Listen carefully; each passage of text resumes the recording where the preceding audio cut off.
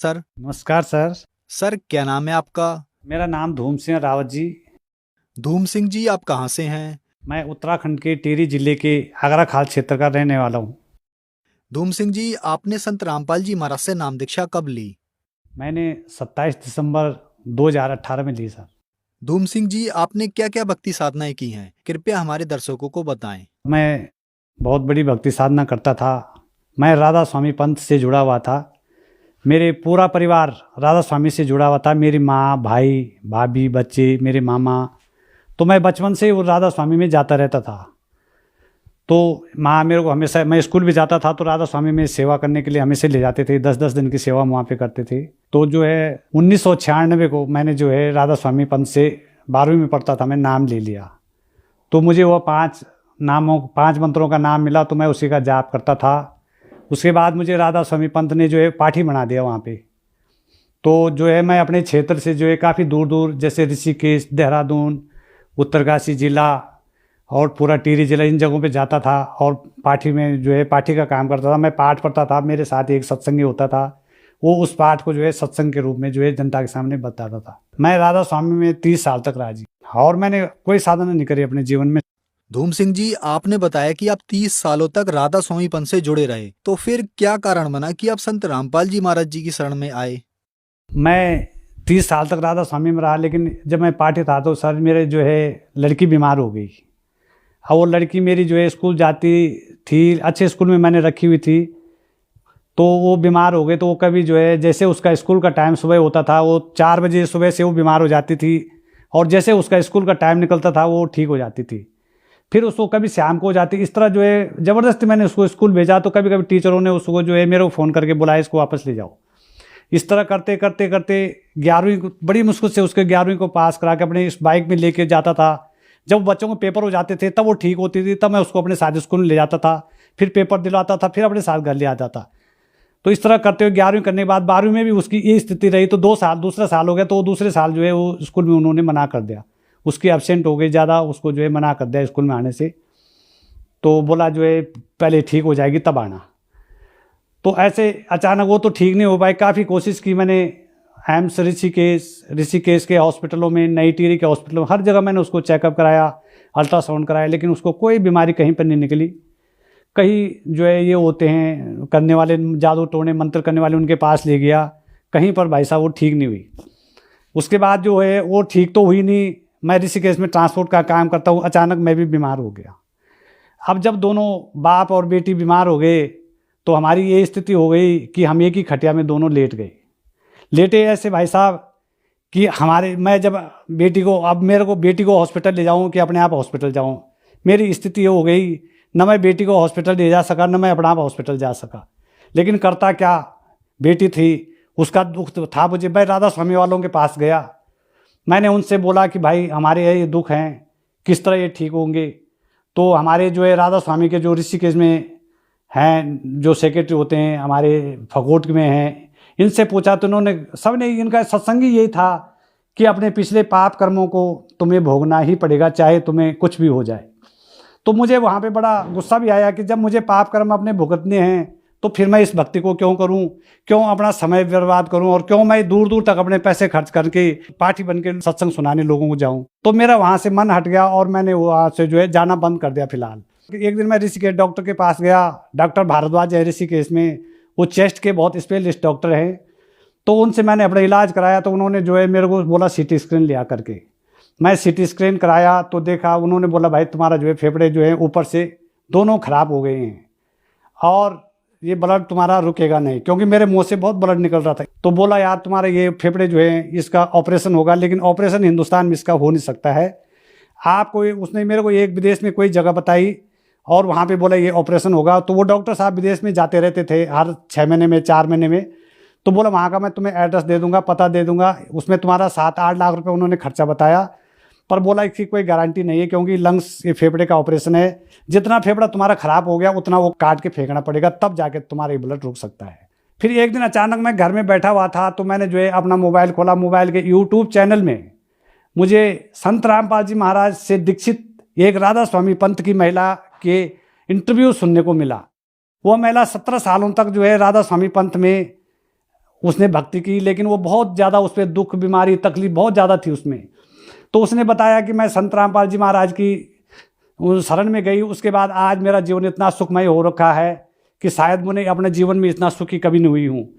तो उसी को देखते हुए मेरे दिल में एक आशा जागी कि मैं संत रामपाल जी महाराज की शरण में जाके शायद ठीक हो सकता हूँ। तो मैंने अपनी भगतमती को पूछा कि मैं क्या जा सकता हूँ, तो उसने बोला भाई मैं तो जाऊँगी नहीं, क्योंकि मैं राधा स्वामी वाली हूँ। राधा स्वामी में रमे हुए थे, क्योंकि व्यास जाते थे राधा स्वामी तो ये बड़े खुश होते थे। तो इन्होंने कहा हम नहीं जाएंगे। तो मैंने कहा ठीक है तुम मत जाओ, पर इन्होंने मेरे लिए बोला कि आप अगर ठीक हो सकते तो आप तुरंत जाओ।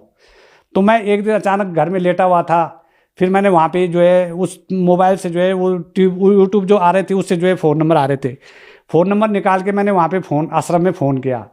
फ़ोन करने के बाद उन्होंने मेरे को जो है रुड़की नामदान का फ़ोन नंबर दिया। संत रामपाल जी महाराज का मैंने सत्संग सुना था यूट्यूब में, तो संत रामपाल जी महाराज ने कहा था कि पहले तेरे पिछले पाप कर्म दंडों को काटा जाएगा, फिर तू आगे भक्ति करेगा। तो और राधा स्वामी में कहा था कि तुझे अपने पाप कर्म दंडों का फल भोगना ही पड़ेगा। भाई यही फर्क था। उस फर्क को देखते हुए मैं संत रामपाल जी महाराज की शरण में जाने को तैयार हो गया। मैंने अपनी बेटी को बोला क्या तू भी गुरुजी से नाम दीक्षा लेनी चाहेगी? उसने कहा, वो बीमार तो थी, उसने कहा पापा मैं भी चलती हूँ आपके साथ। तो हम वहाँ से बैठ के जो है सीधा ये नाम दीक्षा केंद्र बालावाला में आ गए। अब वहाँ पे आके जो है हमें जो है थोड़ा खाना पीना ये लगा कि यार ये तो आश्रम, क्योंकि मैं राधा स्वामी में देखा था, फिर यहाँ का आश्रम देखा, यहाँ बड़ी इज्जत मान सम्मान मिला। तो उन्होंने मेरे को मर्यादा बताई, बोला मर्यादा, मैंने कहा हाँ मैं इन मर्यादाओं को मैं किताब ज्ञान गंगा में पढ़ चुका हूँ, मैं सब निभाऊंगा। मैंने देहरादून बालावाला नामदान केंद्र से संत रामपाल जी महाराज से जैसे नाम दीक्षा ली तो मेरे शरीर का कुछ बोझ वहीं पे हल्का हो गया। उस नाम दीक्षा लेने से जो मेरे साथ आ रखा था, मैंने उसको बोला यार मेरा शरीर काफ़ी हल्का पड़ गया है। और लड़की ने भी, दोनों ने जो है संत रामपाल जी महाराज से नाम दीक्षा लेके हम घर चले गए। धूम सिंह जी, आप बहुत ज्यादा दुखी थे, आप पर दुखों का पहाड़ टूटा हुआ था। आपकी एक तरीके से डॉक्टर्स ने मृत्यु घोषित कर दी थी। डॉक्टर्स ने कह दिया था कि आपका इलाज भारत में संभव नहीं है, आपको विदेश में जाना पड़ेगा। तो फिर जब आपने संत रामपाल जी महाराज से नाम दीक्षा ली तो क्या लाभ मिले आपको? तो मैंने जैसे यहाँ से नाम दीक्षा लेके मैं और मेरी बेटी गए, तो हम जब घर गए तो घर में जो है तीसरे दिन, जैसे आज नाम दीक्षा ली, कल घर में रहे, परसों बेटी अपने उठ के स्कूल चली गई।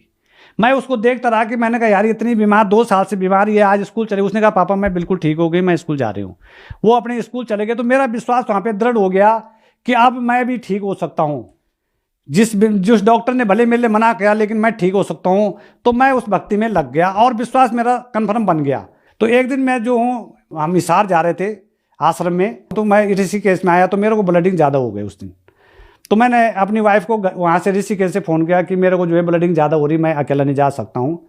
तो मेरी वाइफ को भी बहुत विश्वास हो गया था कि लड़की ठीक होने के बाद जो हो सकती है तो तुम भी ठीक हो। उसने बोला तुम कुछ नहीं होगा, तुम चले जाओ। सतनाम मेरे को मिला था, मैं अपने मंत्रों का जाप करते करते, क्योंकि परमात्मा जी ने कहा था जब ज़्यादा दुख आएगा तो ये सतनाम के मंत्र से जो है ये दुख जो है तेरा खत्म हो जाएगा। तो वास्तव में जो है मैंने वो सतनाम का मंत्र जब किया तो भाई साहब मैं जो हिसार पहुंच गया। हिसार जाते ही मैं एकदम ठीक हो गया। फिर रात को मैं जो हूँ भिवानी आश्रम चले गया। भिवानी आश्रम मैंने 3 घंटे भंडारे की सेवा करी। मैं बिल्कुल ठीक होकर जो है अपने घर आ गया। तो उसके बाद जो है फिर मैं अचानक घर में बीमार हो गया। उसके बाद मैंने सोचा अब कहाँ जाऊँ, डॉक्टरों के पास से जाऊँ। लेकिन मैंने बोला यार चलो एक बार एम्स है हमारे नज़दीक हॉस्पिटल, उसमें चले गया भाई साहब, ऋषिकेश एम्स में। जैसे मैं अंदर गया, उसने मेरा सारी रिपोर्टें देखी। उसने एकदम बोल दिया कि आपकी नसें जो हैं ये फट चुकी है और ये ब्लड जो है बहुत ज़्यादा निकल रहा है आपका। बोला कितना? मैंने कहा साहब हाँ बहुत ज़्यादा निकल। बोला कितना निकला है? 1 गिलास 2 गिलास। मैंने कहा सर आप 1 गिलास 2, मैंने बाल्टी की बात करो आप। बोला फिर तुम जिंदा कैसे? मैंने वो तो मेरे गुरुजी कर रहे हैं जिंदा, संत रामपाल जी महाराज की वजह से मैं जिंदा हूँ, लेकिन मैं जिंदा नहीं हो सकता हूँ। तो पर मेरा ब्लडिंग, मैंने कहा निकल रहा है। बोला अभी भी निकल रहा है? मैंने हाँ बहुत निकल रहा है अभी भी। मैं घर गया तो 3 दिन तक जो है मैं खड़ा नहीं उठा। उस लेफ्ट में सोए हुए से लेट के मैंने खाना खाया, लेट के सब कुछ किया। 3 दिन बाद जो है मैंने जब खड़ा उठा तो देखा मैंने ब्लडिंग मेरा बंद हो गया था। और हमारे क्षेत्र में जो है पुस्तक सेवा चल रही थी संत रामपाल जी महाराज की। तो हमारी वाइफ ने कहा कि बच्चे वहीं जा रहे थे कि वहाँ चलते हैं पुस्तक सेवा में, अब तुम्हारा ब्लडिंग रुक गया है। तो वहाँ से चंबा है हमारे 30 किलोमीटर घर से आगे, तो हम वहाँ पे चले गए। तो वो दिन था, वो जो है अप्रैल थी, 2019 अप्रैल की बात है ये। वो अप्रैल का दिन था और उस मालिक, उस संत रामपाल जी महाराज की दया से आज का दिन है। वो ब्लडिंग कहाँ गया? कभी कभी अचानक निकलता था फिर ठीक हो जाता। तो अभी भाई साहब कुछ 4 महीने पहले फिर अचानक वो ब्लडिंग निकल पड़ा। क्योंकि डॉक्टर ने कहा था कि तेरा ऑपरेशन जो ऊपर से सड़ा हुआ है इसको तो निकालना ही पड़ेगा। तो मेरे दिल में हमेशा रहती थी कि यार मैं ठीक तो हो गया हूँ, लेकिन डॉक्टर ने ये भी कहा था कि तेरे जो उसमें जो है ऊपर से जो खराब हो रखा है ये काटना पड़ेगा। तो मैं 2 दिन हो गए मेरे को, आजकल ही 2-3 महीने पहले की बात है, तो 2 दिन हो गए, बोला ब्लडिंग फिर रुकी नहीं वो। अब मैंने अरदास लगाई तो उन्होंने कहा क्या हुआ, मैंने ऐसी ऐसी बात है, बोला पूर्ण रूप से ठीक नहीं हुआ तुम्हारा, मैंने कहा नहीं हुआ, बोला कोई बात नहीं। तो दूसरे दिन आदेश आना था गुरुजी का वहाँ से, तो जैसे 2 दिन तक मैं लेटा, तीसरे दिन मैंने सोचा यार अब क्या होगा, ब्लडिंग रुक नहीं रहा। अचानक मैंने कहा खाना खुना खाया, मैं लेट गया अपनी चारपाई पे। तो जैसे भाई साहब मैं उसमें लेटा तो वो जो मेरे एक खांसी हुई मेरे, और जितना सड़ा हुआ वो पीस था वो मेरे मुंह से एकदम हाथ में आ गए मेरे। अब जैसे हाथ में आया मैंने अपनी वाइफ को बोला भाई देखो ये तो आएगा। मुझे ये लगा कि इन पीस के निकलने के बाद अब तो ब्लड कभी जिंदगी में रुकेगा ही नहीं ना, क्योंकि इतने बड़ी पीस, कम से कम इतने पीस निकल गए वो सारे। तो मैंने उसको बताया अपनी वाइफ को, तो उसने बोला तुम हमेशा ऐसे कहते हो, परमात्मा सब दया करते हैं, कोई ऐसी बात नहीं। तो भाई साहब आप यकीन नहीं मानेंगे, तो जैसे वो पीस मेरे वो फेफड़े के जो है पीस निकले वो, तो अचानक ही जो है उसके बाद वो ब्लड ही नहीं निकला। उसके बाद आज इतने दिन हो गए, मैं चढ़ाई भी चढ़ रहा हूँ, डाउन भी चढ़ रहा हूँ, गांव गांव में पुस्तक सेवा हो रही, लेकिन उस ब्लड का कहीं नाम नहीं चल रहा। वो मेरे दिल में, और उसके तुरंत बाद मैंने अरदास के लिए जो नंबर दिया फ़ोन किया, तो उन्होंने कहा कि गुरुजी जो है आप पे दया करेंगे, आप भक्ति करें, कोई चिंता की बात नहीं है। और मालिक ने उससे पहले ही मेरे पे दया कर दी कि मेरे जो शंका थी दिल में कि मेरे वो सड़े हुए फेफड़े के हैं वो बिना ऑपरेशन को कैसे निकलेंगे, और मालिक ने बिना ऑपरेशन के निकाल के बाहर फेंक दी। मेरी लड़की को जो है एक दिन उसके जो है दर्द उठ गया, इस साइड में बहुत भयंकर दर्द उठ गया। अब इतना हो गया कि दर्द उठते उठते वो बेहोश हो गई। तो मैंने उसको उठाया, ऋषिकेश हॉस्पिटल लाया, हॉस्पिटल में उसका एक्सरा अल्ट्रासाउंड कराया, तो डॉक्टर ने बोला कोई दिक्कत नहीं, छोटी सी पथरी है। मैंने परमात्मा से अरदास भी लगा दी थी। उसके बाद उसको कोई दिक्कत नहीं, उसके बाद दोबारा मैं हॉस्पिटल ले गया, पता ही नहीं चला वो पथरी कब खत्म। 5 mm की पथरी दोनों साइड बता दी थी, वो भी मालिक की दया से ठीक हो गई भाई साहब मेरे को। फिर उसके बाद जो है पाइल्स था। अब पाइल्स के लिए मैं कई डॉक्टरों के पास जा रहा था, कभी किसी आयुर्वेद के पास, कभी किसी के पास। मैंने सिर्फ अरदास लगाई संत रामपाल जी महाराज से कि हे परमात्मा मेरे ये सारे दुख तूने, मेरे मुंह से जो ब्लड निकला था इतना भयंकर, वो तक तूने रोक दिया, तूने सारी सुख दे दी मेरे को, लेकिन ये छोटा सा एक दुख है, ये दुख मेरा काट दे मालिक। तो परमात्मा की वो दया हुई भाई साहब, वो दुख भी कभी पता नहीं लगा वो कहाँ गया।